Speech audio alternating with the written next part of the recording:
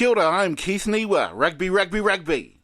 Kia ora, I'm Ra Walker, Rugby, Rugby, Rugby. Kia ora, I'm Rino Wilkinson, Rugby, Rugby, Rugby. Those are the fools that you'll be listening to on this Full-Time Rugby Special.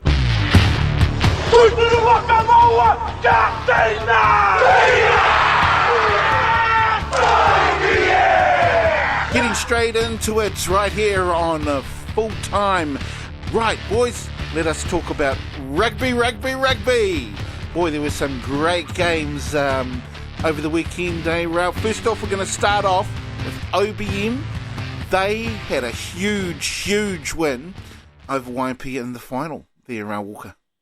Yes, Keithy, and it's a big rugby to everybody out there who's joined the show, and a fantastic game, and good on the Black and White for a great match. Well, okay, yeah, sure. 65-5 was the score, so I'm not sure how great that match was, but what was the score halftime? 24-5. 24-5, and I tell you what, the only reason why, because it would have been about 19-5, just with just a few minutes before halftime, before OBM scored. Then OBM came out and they scored straight after that. I thought, right from there, game over. It's OBM's, and boy was I right. But boy, they didn't take their foot off the throat. In fact, they stomped their foot on YMP's throat 2 or 3 times just to make sure. And I tell you what, there was no coming back from YMP after that, that's for sure. 65-5 the final there, I don't know when the last time there was a huge score like that, but it would have been a long time ago, I would dare say, eh? What do you reckon? You're not wrong, a bit of a blowout, and I mean a great match in terms of the team that you would have supported, taking away the victory, no doubt. The losers, it's back to the drawing board and bring on next season. You were going for YMP, weren't you? I was, Keithy, I was. Indeed, and so I was for my heart was saying YMP, my head was saying OBM, and I was pretty sure that OBM, they pretty much had it in the bag. Big congratulations, I want to send a big shout out going out to my mate Rama Tiara, who had his son playing for OBM as well. Me and Rama had a few, we had some interesting battles, I dare say, so... Yeah, big congratulations going out to OBM. Also, Tapawai were able to take out the Lou Patterson Cup, so big congratulations to them as they defeated New Haka in that game yesterday. My gosh, we're already about 3 minutes in. Let's talk about our Maori rugby team there, Rino? Yeah, under 20s set the stage, obviously in the Rotorua, cold conditions, good crowd, very vocal Fijian crowd. Outcomes running the under-20s to the national anthems and to their style of haka, and the boys in the Maori team got a good start there. Fiji came back, could have gone either way, but the boys held pretty strong for the Maori, and a first-up win for a team that's come together over the last week or so. Fijian boys, as physical they were, just very similar to their main team, but just couldn't quite hold on in the end, and our Maori boys just too good in the end. Good result there for, of course, our under-20 Māori team. Yeah, good result indeed. Did you have... were you saying that you had a bit of whānau? You had a whānau member in there or something? Is that right? Yeah, it's a young fella that I've coached and touch and rugby before, back in my younger years, and young Cole Kerr who played out there on the wing. Good to see a few of the people there from Paero supporting, all his mates as well, and had a full game, full 80 minutes, and great to see him out there. Someone else that I know is young Tohu Ka. Of course, friends of a son of our friends of us, out there as well. But they were, just great to see. It's like you heard the kids talk at the end, playing for the iwi, their hapu, their whānau, yes, and just representing the jersey, being real proud, and it's the future of our great game of rugby. Absolutely, Super Rugby and Māori, and so be it. Maybe the black jersey as well, the All Black team. The main game, though, of course, yesterday, there was a really good game, and obviously the Māori were coming out for a bit of revenge, Rino? Yeah, it definitely was. Forget about what happened in Suva. They came to play in front of their whānau as well, and it was all about redemption.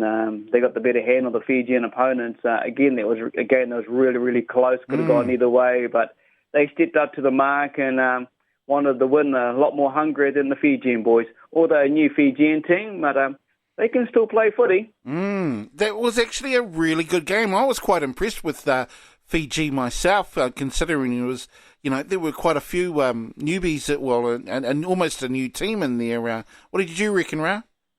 Yeah, and, sadly they wouldn't have been used to the cooler conditions of Aotearoa, which is usually plays in their favour, especially when they play, in the islands there. It's hot, humid, and very sticky. But the Maori boys, they had a point to prove, and it was time for a bit of revenge, and they did that, and they did their fans and their team and their whānaus proud. And, it's nothing. The winner at the end of the day was just that coming together of the Melanesian and Polynesian cultures and their Pacific Island style of footy from both the Maori team and the Fijian team. And me personally, I'd like to see more of those matches. Absolutely. I agree. I think we've talked about this before, haven't we, Rino? The Māoris need to play more games, don't they? Oh, totally. It's like what KT said at the end of it. Wish we had a third game in the series to see who won it. Yes. But unfortunately, that is it. Rotorua got to host that game, and the Fijians. And Ra is right. The winner of the day is rugby, especially Pacific culture and Indigenous culture rugby. And we do need more. We do need more, definitely. We definitely need more. Who was the standout player for you in that Māori game there, Rino? Yeah, I suppose can't go much further than Wainui. He's played another good game, backed it up. Obviously, with the game over in Suva, just seems to be outstanding. He must be teetering on the edge of the All Black team there. But yeah, overall, good team effort, good turnaround, and good to see them do it in front. But yeah, Sean Wainui. I am a fan of Sean Wainui. I'm just not a fan of his, what do you call it? His, is it a man, bud and dread? I'm not a fan of that there, bro. But he certainly did. Was another outstanding game from Sean Wainui. What about you, Rawa? Who do you reckon? Yeah, like the boys, with the exception of you, Keithy. Wainui, I think it's called a man bun, isn't it, Keithy? That's what I said, a man bun dread. But look, he's always been on the fringes of higher honours, yes. And, I've watched some of his games throughout the years, and he does have that certain potential, but as we know in competitive footy rugby here in the country, it's quite hard to move up that next level. But, I wish him the best of luck, and he needs more matches of this intensity and of this level. We haven't got much time, but let's talk about the South Africans very, very quickly. I was actually quite impressed with their game over Australia. Australia's still trying to get things together, though, but great debut from that young halfback, Yantes, I think was his name. What did you reckon of that game there, Rino?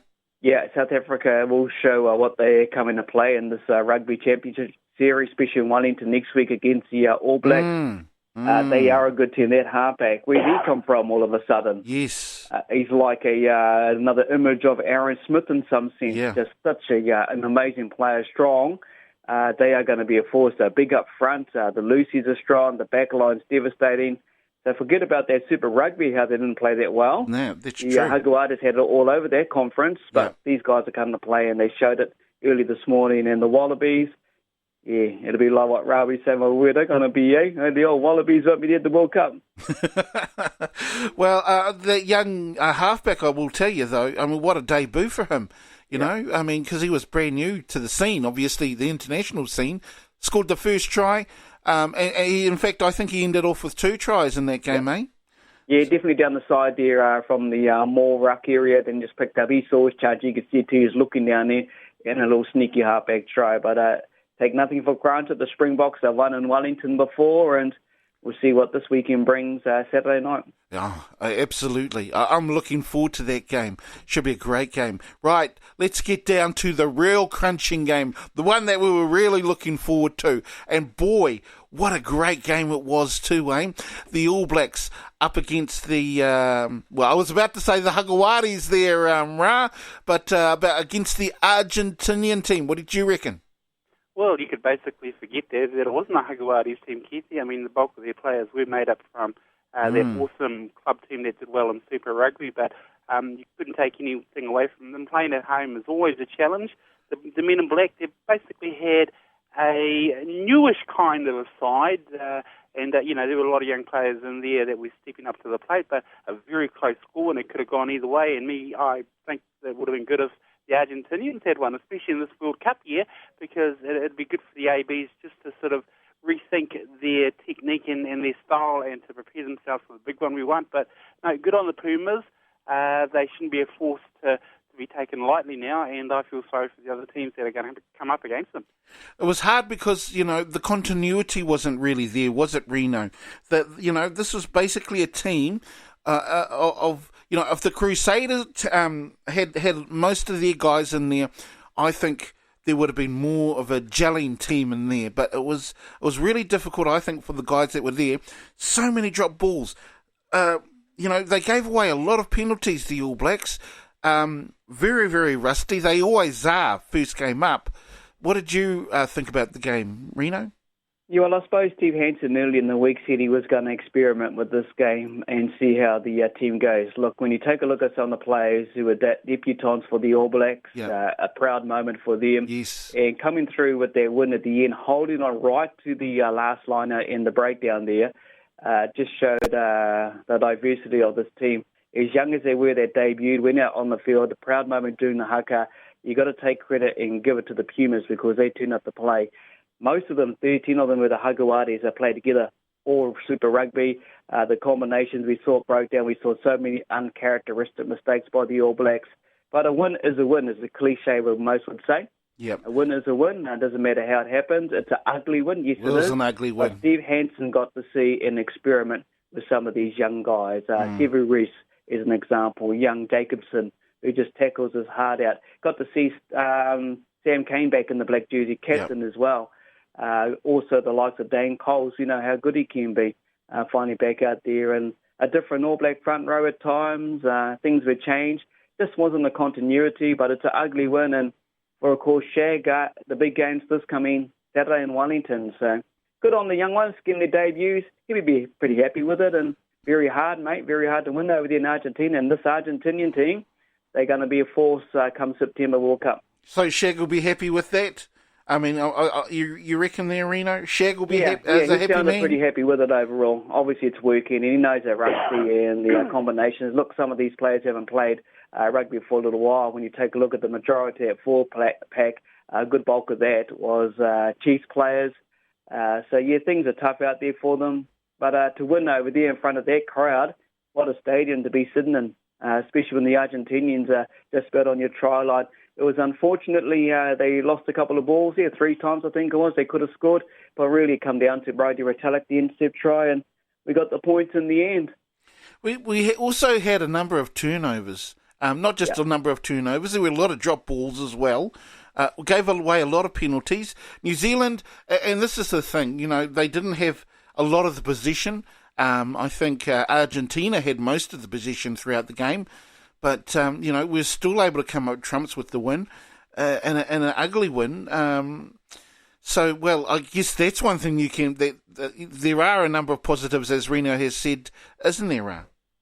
There is, Keithy, and that's the whole idea of Shag, putting together this young side, which didn't include a lot of that super rugby team from the Crusaders. It's all about combinations, and it's all about preparing a lot of them for the big tournament later on this year. So what do? You play them in these lead-up games, and, I suppose they would have gone with a loss. They wouldn't have been happy, but it's all about that building for the big one that we want again. And, luckily that they did secure a win, but there's still a lot of water under the bridge to iron out in terms of how they play together. But it's a stepping stone, and it's the first of many to come. I believe he's going to start experimenting a lot more just to get the right boys to take away to the Rugby World Cup. Indeed it is. Well, that is us. That is time up.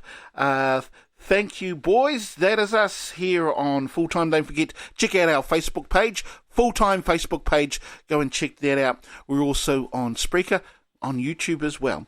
That is us. I'm Keith Niwa, Rugby, Rugby, Rugby. I'm Ryan Walker, Rugby, Rugby, Rugby. And I'm Rino Wilkinson, Rugby, Rugby, Rugby, out. Those are the fools.